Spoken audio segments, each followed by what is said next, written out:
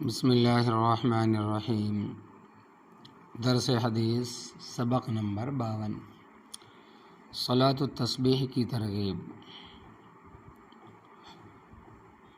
حضرت اکرمہ رضی اللہ تعالی عنہ نے حضرت عبداللہ ابن عباس رضی اللہ تعالی عنہما کا قول نقل کیا ہے کہ نبی کریم صلی اللہ علیہ وسلم نے ایک مرتبہ اپنے چچا حضرت عباس رضی اللہ تعالیٰ عنہ سے فرمایا کہ اے عباس، میرے چچا، میں تمہیں ایک عطیہ کروں، ایک بخشش کروں، ایک خاص چیز بتاؤں، تمہیں 10 چیزوں کا مالک بناؤں۔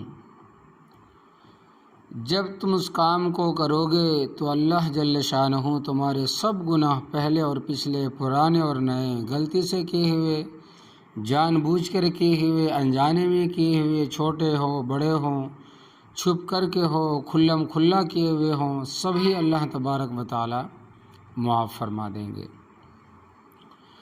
وہ کام یہ ہے کہ 4 رکعت نفل صلاۃ التسبیح کی نیت باندھ کر پڑھو، اور ہر رکعت میں الحمدللہ اور سورت پڑھ چکو تو رکوع سے پہلے سبحان اللہ والحمد للہ ولا الہ الا اللہ واللہ اکبر 15 مرتبہ پڑھو۔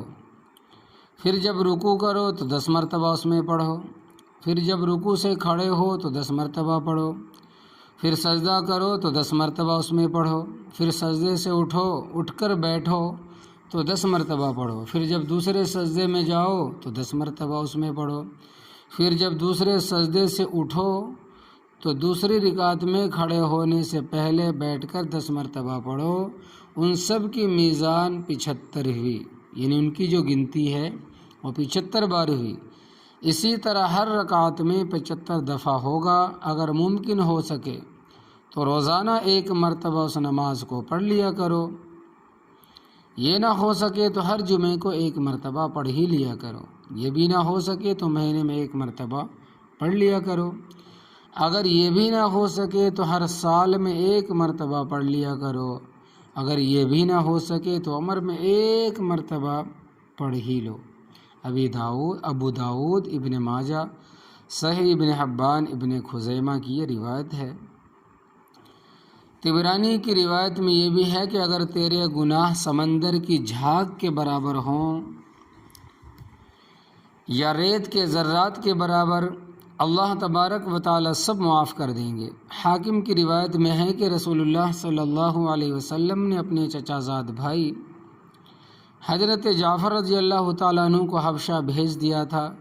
جب وہ وہاں سے واپس مدینہ پہنچے تو رسول اللہ صلی اللہ علیہ وسلم نے ان کو گلے سے لگایا اور پیشانی پر بوسہ دیا۔ پھر فرمایا کہ میں تمہیں ایک چیز دوں، ایک خوشخبری سناؤں، ایک تحفہ دوں۔ پھر پوری تفصیل نماز کی بتلائی اور جو اوپر ذکر ہوئی۔ اس حدیث میں ان 4 کلموں کے ساتھ لا حول ولا قوت الا باللہ العلی العظیم بھی آیا ہے۔ صلاۃ التسبیح فائدہ۔ صلاۃ التسبیح بڑی اہم نماز ہے جس کا اندازہ احادیث بالا سے ہو سکتا ہے کہ نبی کریم صلی اللہ علیہ وسلم نے کس قدر شفقت اور اہتمام سے اس کو تعلیم فرمایا ہے۔ علماء امت، محدثین، فقہاء، صلحاء ہر زمانے میں اس کا اہتمام فرماتے رہے ہیں۔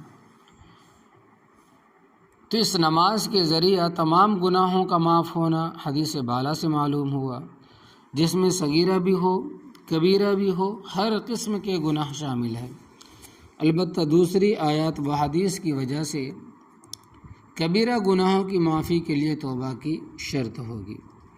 صلاۃ التسبیح کا دوسرا طریقہ یہ ہے کہ سبحانک اللہم کے بعد الحمدللہ سے پہلے، یعنی کہ سورہ فاتحہ سے پہلے تیسرا کلمہ 15 مرتبہ پڑھے، اور پھر الحمدللہ اور سورہ کے بعد 10 مرتبہ پڑھے، اور باقی سب طریقہ بدستور اسی طریقے سے ہے جو پہلے ذکر ہوا۔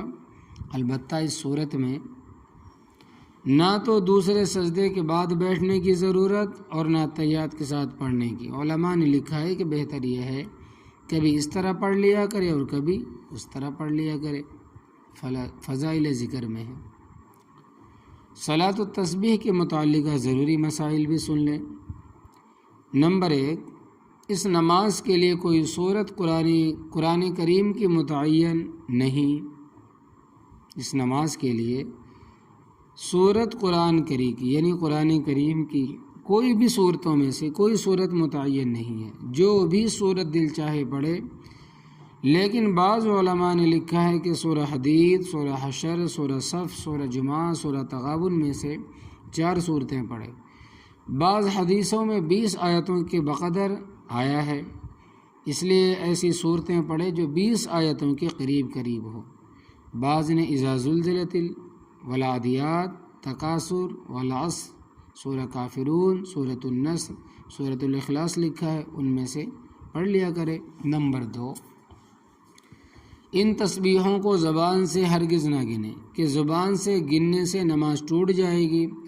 انگلیوں کو بند کر کے گننا اور تسبیح ہاتھ میں لے کر اس پر گننا جائز ہے مگر مکروہ۔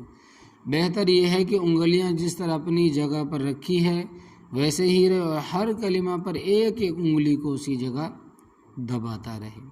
نمبر 3، اگر کسی جگہ تسبیح پڑھنا بھول جائے تو دوسرے رکن میں اس کو پورا کرے، البتہ بھولے ہوئے کی قضا رکوع سے اٹھ کر اور 2 سجدوں کے درمیان نہ کرے۔ اسی طرح پہلی اور تیسری رکعت کے بعد اگر بیٹھے تو ان میں بھی بھولے ہوئے کی قضا نہ کرے، بلکہ صرف انہی کی تسبیح پڑھے اور ان کے بعد جو رکن ہو اس میں بھولی ہوئی بھی پڑھ لے۔ لیکن اگر رکوع میں پڑھنا بھول گیا تو ان کو پہلے سجدے میں پڑھ لے، اسی طرح پہلے سجدے کی دوسری سجدے میں اور دوسرے سجدے کی تیسری رکعت میں کھڑا ہو کر پڑھ لے، اور اگر رہ جائے تو آخری قاعدے میں التحیات سے پہلے پڑھ لے۔ نمبر 4، اگر سجدہ سہو کسی وجہ سے کرنا پڑ جائے تو اس میں تسبیح نہیں پڑھنا چاہیے، اس لیے کہ مقدار 300 ہے، وہ پوری ہو چکی۔ ہاں اگر کسی وجہ سے اس مقدار میں کمی رہی ہو تو سجدہ سہو میں پورا کر لے۔ نمبر 5، اس نماز کا اوقات مکروہہ کے علاوہ باقی دن رات کے تمام اوقات میں پڑھنا جائز ہے، البتہ زوال کے بعد پڑھنا زیادہ بہتر ہے، پھر دن میں کسی وقت، پھر رات کو۔ نمبر 6، بعض حدیثوں میں سگم کلمے کے ساتھ لا حول کو بھی ذکر کیا گیا، جیسا کہ پہلے حدیث میں گزرا جس میں حضرت جعفر کو نماز سکھانے کا ذکر ہے، اس لیے اگر کبھی کبھی اس کو بڑھا لے تو اچھی بات ہے، یہ بھی فضائل ذکر میں سے ہے۔ یہ ہے صلاۃ التسبیح کی نماز کا طریقہ، ترغیب۔ اللہ ہمیں پڑھنے کی توفیق عطا فرمائے، آمین۔